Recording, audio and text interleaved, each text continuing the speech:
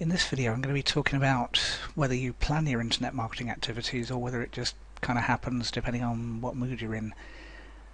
And a lot of people claim that they are internet marketers, but when you ask them what their plans are for the coming weeks or months, they quickly change the subject.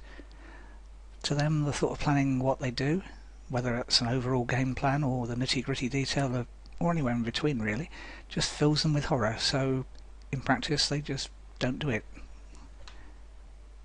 Or maybe you fall into the group of other people who just spend so long planning what they're going to do that there's no real time left in the day to put the plans into practice.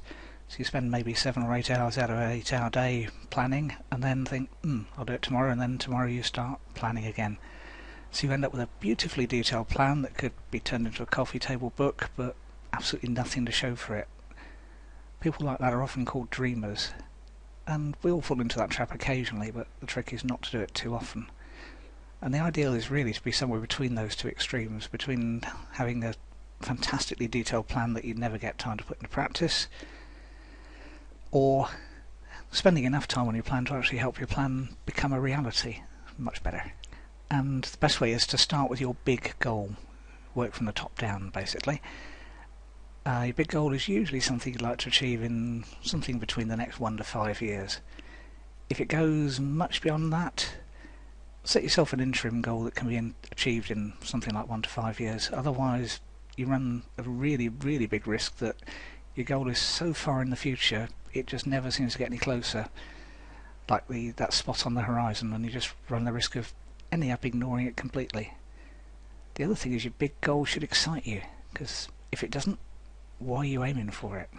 Which leads us on to a lot of people set money goals, but then they find they can't get excited about them because money is maybe a pile of notes, maybe a pile of coins, or even more likely just a figure on a bank statement somewhere.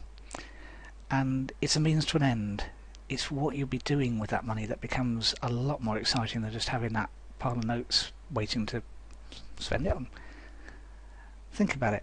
Which would be the better target for you? A pile of notes, or what you're going to be spending those notes on? A holiday?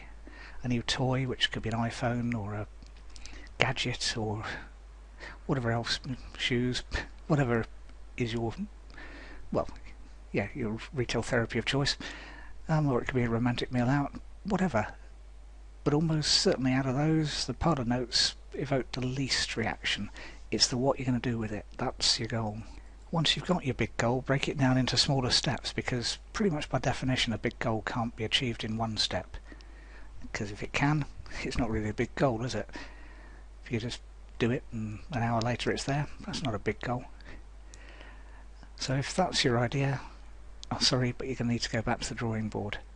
But assuming you've got a decent sized goal, then breaking it down into a series of smaller steps is sensible, and also means you can work on your goal each and every day. At this stage of the planning, those smaller steps can be quite big. That's okay, because the next step is to break the smaller steps into smaller steps, right the way down to almost micro detail level.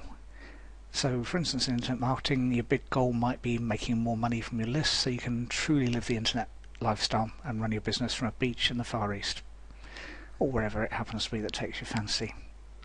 And just as a quick aside, if you do that kind of thing, just put a note in your phone to renew your visa on time, or you'll end up like one friend who forgot and ended up spending I think the best part of a week dealing with the subsequent bureaucracy of applying for a visa in arrears.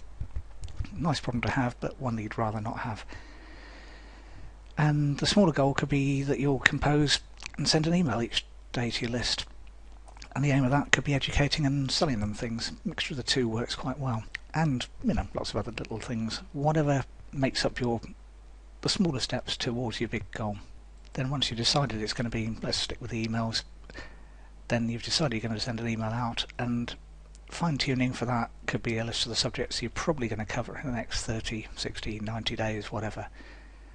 Allow a bit of flexibility on that, so if something crops up that really takes your interest or your list's interest, you can expand on it and it won't matter, you won't freak out or anything. But the trick here is to have something to aim for. You'll get much, much more done, and you'll get much further than if you just let your internet marketing just happen of its own accord. And you also find that you can free up some of your time, so you're not spending as much time fretting about where you're going or how you're going to get there, but actually enjoying the internet marketing lifestyle. And if you'd like to know more about planning your internet marketing, check out this blog post that I've made about making plans. And I've said the next few months because for most people 90 days is actually a very good interim target, goal, whatever you want to call it. It's achievable. It's not this time next year or anything like that. It's 90 days. You can see yourself, you can visualize yourself it happening in 90 days. So check out the link below this video and find out more. Thanks for watching.